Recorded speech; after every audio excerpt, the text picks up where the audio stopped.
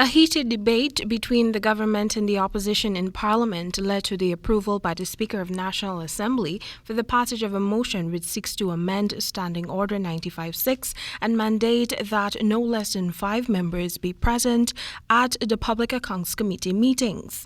The motion, which was denounced by the APNU-AFC opposition, outlines that the required 5 members must include 2 from government, 2 from the opposing side, and the chairman, who also forms part of the opposition. Current chairman of the PAC, Jermaine Figueira, had accused the government of scheming to stymie the work of the committee with the proposal, and that the powers that be were earnestly trying to avoid scrutiny.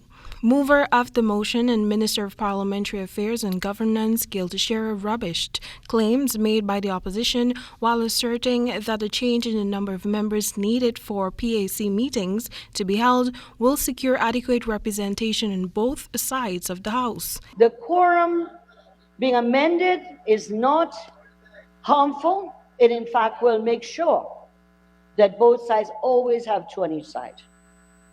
That you don't have to have everybody, but you have to have 2 on each side to make sure the work goes forward. She further defended the motion by highlighting that it will enhance the way in which the committee carries out its functions.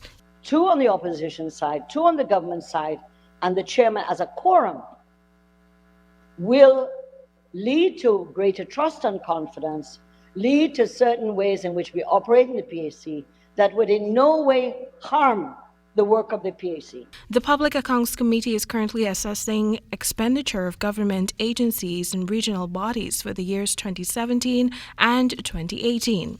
Nonetheless, in a sharp rebuttal, Chairman of the Public Accounts Committee and Opposition Member of Parliament Jermaine Figueira rejected to share his narrative that the motion is not harmful. He implored the House to look beyond the flurry language of the minister and to realize the underlying deception of the motion. Even the blind can see the mischief here.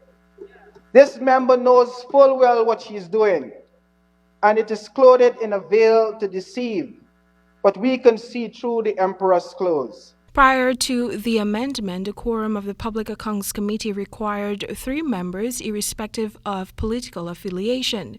Figueira advanced that the previous requirements for a quorum created an apolitical environment in the PAC. This committee is not primarily concerned about party or party affiliations, but it is more concerned about doing the work expected to be done to improve the financial governance of this country. What its present construct does, Mr.